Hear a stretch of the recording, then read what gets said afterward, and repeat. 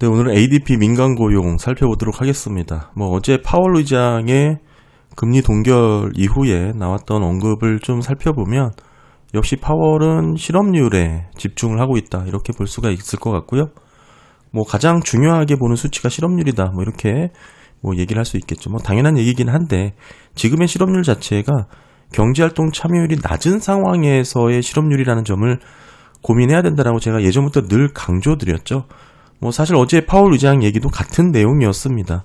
결국에는 수요와 공급이 어느 정도 균형을 이룬 상태이기 때문에 안정적인 고용 상황이다, 이렇게 얘기를 한 것이죠. 그러면서 금리 동결 결정을 내렸고 매파적 스탠스라고 볼 수는 있겠지만 여전히 금리 인하에 대해서 데이터 디펜던스를 하겠다, 이런 얘기를 하고 있습니다. 사실상 9월 금리 인하도 일정 부분 후퇴하는 분위기로 받아들였고요. 중요한 부분은 결국 고용시장에서 수요가 줄어들고 있다는 뜻은 한마디로 어제 졸트 구인이직 보고서에서도 살펴봤지만 기업들의 채용이 줄어들고 있다는 뜻이죠. 한마디로 신규 고용자 수가 줄고 있다는 뜻입니다. 동시에 노동 공급이죠. 구직자도 함께 줄어들고 있는 겁니다. 그렇기 때문에 전체 노동시장 균형점이 낮아졌다, 다른 말로 실업률이 안정적이다, 이렇게 얘기를 하는 거죠. 이런 현상이 그대로 경제활동 참가율이 낮은 수준에서 감소되는 것으로 집계가 되고 있는 상황이다, 이렇게 말씀드렸죠. 그럼에도 제가 핵심 연령층이라고 볼 수 있는 25세와 54세의 경제활동 참가율은 상당히 높은 수준이라는 거 계속 강조드렸죠. 이런 측면에서 놓고 보면 고용시장이 현재 파월이 보는 것처럼 견고하다라고 볼 수 있는 상황은 아닙니다. 질적인 측면에서는 이미 무너지고 있는 게 분명하고요. 단지 숫자로 계산이 된 실업률 데이터상 과거 대비 낮은 수준이다, 이렇게 해석하는 게 정확합니다. 다만 제가 예전에도 늘 강조드렸지만 실업률이 낮은 상황에서도 고용시장이 얼마든지 붕괴가 될 수 있습니다. 이 실업률 레벨이 과거 경기 침체 주기를 겪으면서 늘 변해왔다라는 점을 기억하시면 좋을 것 같아요. 제가 여러 번 보여드렸던 논문의 차트가 있는데 제가 이제 BLS 고용 데이터를 말씀드릴 때 늘 함께 보여드리곤 했었죠. 따라서 어느 구간에서는 실업률이 높은 구간에서 경기 침체가 찾아오고 또 어느 구간에서 실업률이 낮은 구간에서 경기 침체가 시작됩니다. 그러니까 과거 평균 대비 지금 실업률이 낮은 수준이기 때문에 안정적이다, 이렇게만 판단할 수 없다라는 것입니다. 사실 최근 몇 년 동안 노동 공급을 확대해 온 게 이민자였기 때문에 결국에는 이민자도 추방을 하면서 구조적으로 공급이 줄어들고 있는 것이죠. 이런 부분에서 변화가 확연하게 나오고 있다, 이렇게 볼 수 있습니다. 결국 이민자 유입이 둔화되는 추세라면 경제활동 참가율이 높아지는 그런 부분은 제약을 받을 수밖에 없다, 이렇게 봐야겠죠. 결국 경제활동 참가율이 낮으면 실업률 상승 압력은 낮을 수밖에 없습니다. 이게 제가 여러 번 계산식으로 말씀을 드렸었고, 제가 이 내용은 제가 BLS 고용 데이터를 말씀드릴 때 좀 자세하게 설명을 드렸고요. 오늘은 ADP 민간 고용 일자리 추이니까 전반적인 이런 흐름 보시면 좋을 것 같습니다. 지금의 고용시장은 경제활동 참가율이 낮은 상태이기 때문에 노동시장에 들어오는 사람이 적습니다. 그리고 공급도 줄어든 상황이죠. 그렇기 때문에 수요 감소가 실업률 급등으로 이어지고 있지 않은 상황이다. 사실상 수요가 줄더라도 공급도 함께 줄었기 때문에 균형이 이루고 있다라고 얘기한 파월의 언급과 동일합니다. 근데 이런 모습을 보고 고용이 견고하다라고 평가하기에는 좀 거리가 있다, 저는 그렇게 보는 거고요. 결국 고용은 둔화세가 이어지고 있는 가운데 실업률은 균형 상태를 맞추고 있는 상황이다. 이런 부분에서 고용시장의 흐름을 이해하고 보시면 좋을 것 같습니다. 어제 ADP 민간 고용은 서프라이즈로 또 깜짝 증가가 나왔죠. 7월 ADP 민간 고용이 14천 건으로 집계가 됐습니다. 전월치도 상향 조정이 되었고 그에 비해 증가되는 모습이 나왔습니다. 컨센이 77,000이었는데 이를 상회했고요. 변화율 보시게 되면 YY는 1.17, 직전달 1.13에 비해 소폭 증가된 그림 보시면 뚜렷하게 둔화되다가 정체 횡보되는 모습입니다. MOM도 마찬가지죠. 0.08% 증가인데 직전달이 마이너스 0.02에서 증가되는 모습입니다. 어느 정도 0% 윗부분에서 플러스 권역에서 정체 횡보되는 모습을 보여주고 있고요. 완만하게 일자리 증가 추세가 이어지고 있다, 이렇게 볼 수 있습니다. 따라서 지금 민간 고용 시장은 완만한 감소세라고 보기보다는 정체 횡보되는 가운데 그림이 이어지고 있다. 이렇게 볼 수가 있고요. 단기 변동성을 빼고 3개월 이동평균으로 변화를 보게 되면 0.03%입니다. 지난달 대비 소폭 증가되긴 했으나 뚜렷한 감소세가 이어지고 있는 상황이다. 이렇게 볼 수 있고요. 작년 12월 이후 피크아웃하는 모습이 여전히 확인되고 있습니다. 네, 다음은 기업 규모별 고용 변화 흐름입니다. 대기업 500명 이상의 흐름은 직전달 2.68에서 2.65로 소폭 둔화됐고요. 중기업은 1.05에서 1.2로 증가되는 모습, 소기업도 소폭 증가되는 모습이지만 큰 변화는 아닙니다. 전반적으로 대기업의 고용 변화는 사실 그간의 민간 고용을 이끌었던 핵심이었고요.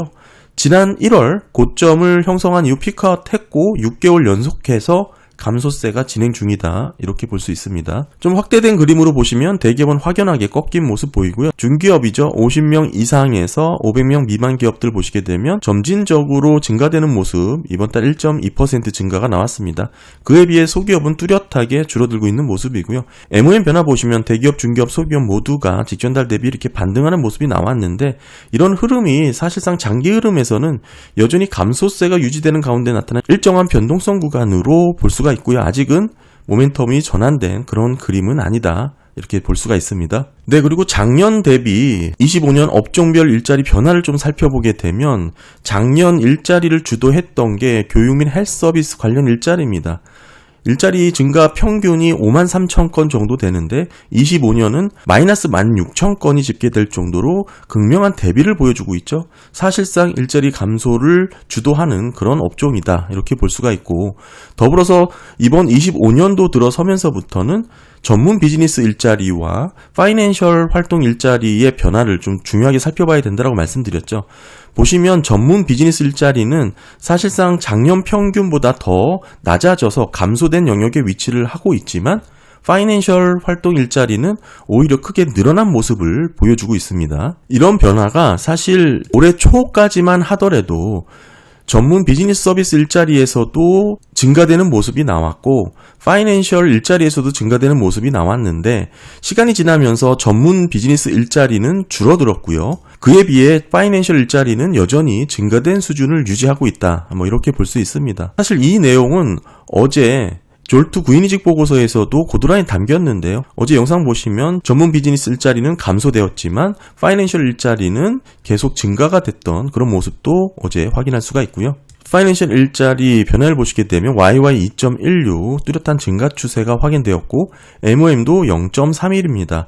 등락을 보이면서 정체 횡보하는 모습이긴 하지만 보시면 이 기준선이 0이 여기입니다. 0 이상 플러스 권역에서 위치를 하면서 등락을 이어나간다는 점을 놓고 보면 여전히 꾸준히 증가하고 있는 모습이다. 이렇게 볼 수가 있겠죠.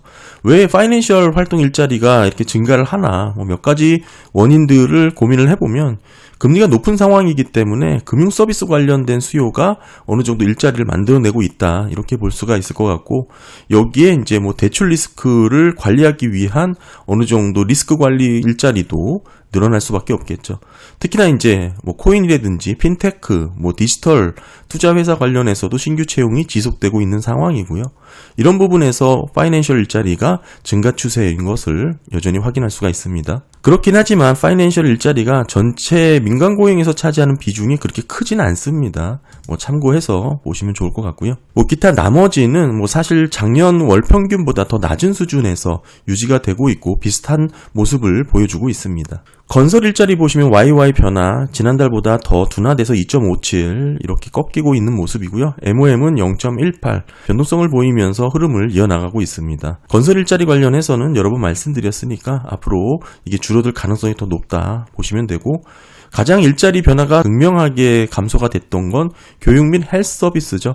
작년까지 지원이 되던 정부 지원이 끝나면서 교육, 의료산업 고용 둔화가 뚜렷하게 나타나고 있다. 이렇게 볼 수 있고 YY 0.49%, MOM도 마이너스 0.15% 뚜렷한 방향성을 보이면서 감소세가 이어지고 있습니다. 더불어서 인포메이션 관련 일자리도 YY 0.75, MOM 0.3%로 사실 이 마이너스 권역을 어느 정도 돌파해서 돌아나가는 모습으로 확인이 되고 있고요. 일반적인 서비스 일자리라고 볼 수 있는 레저 접객, 서비스 일자리 관련 보시면 YY는 3.39, MOM 0.16, 지난달 변화와 크게 다름이 없는 비슷한 모습이 이어지고 있습니다. 네, 다음은 제조업 일자리인데요. YY 변화 0.16, MOM 0.05인데 MOM 변화 보시게 되면 여전히 마이너스 권역에서 플러스 권역으로 돌아선 모습이 보이죠.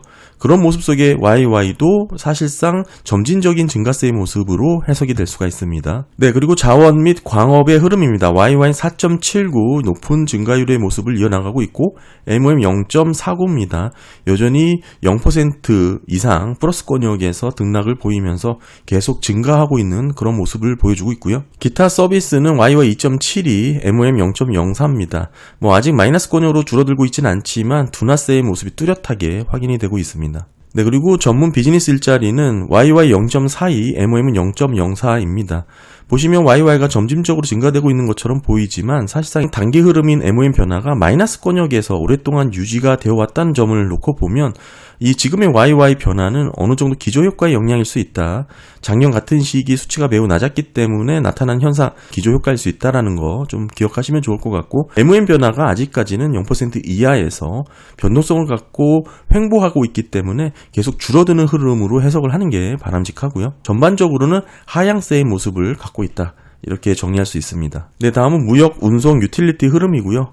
YY 0.38, MOM 0.06 마찬가지로 0% 부분에서 정체 횡보되는 그런 모습입니다. 네, 오늘 ADP 민간 일자리 흐름 살펴봤습니다. 실업률이 낮은 상태에서의 고용시장 변화라는 점을 제가 여러 번 고용시장에 대해서 말씀드릴 때마다 언급을 드렸었고 특히나 BLS 고용 데이터를 가지고 설명을 드릴 때 빠짐없이 경제활동 참가율을 설명드리면서 지금의 고용시장 특징을 설명드렸습니다.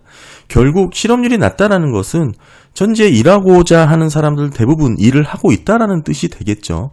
그렇긴 하지만 이런 실업률이 낮은 수치 자체가 경제활동 참가율이 그 어느 때보다도 낮은 수준에서 계산된 숫자일 수 있다는 점을 기억을 해야 됩니다. 따라서 숨겨진 실업자의 가능성도 구직 포기자라든지 파트타임을 경제적 이유로 선택해야 하는 사람이라든지 이런 등등의 이런 실업률 통계에서 빠지는 숨겨진 실업자의 흐름도 잘 살펴봐야 된다. 그렇게 되면 체감 실업률은 더 높아질 수 있다라고 말씀을 드리죠. 사실상 구조적으로는 불안한 상태일 수 있다는 것을 기억을 해야 됩니다. 노동 공급이 줄어들었고 그로 인해서 만들어진 안정성이라는 점에서 놓고 보면 사실상 건강한 노동시장으로 보기는 어렵겠죠. 경제활동 참가율이 함께 회복이 되어야 진짜 노동시장, 고용시장이 견고하다라고 얘기를 해야 되는데 지금은 그 반대 방향이라는 것을 좀 기억하시면 좋을 것 같습니다. 그런 흐름이기 때문에 역시나 ADP 민간 고용 모습도 여전히 방향성이 달라지지 않고 계속해서 둔화되는 모습, 감소세의 모습이 이어지고 있습니다. 이런 방향성을 갖고 매크로 분석을 하는 게 더 중요하지 않나 이렇게 생각을 갖고 있습니다. 네, 감사합니다.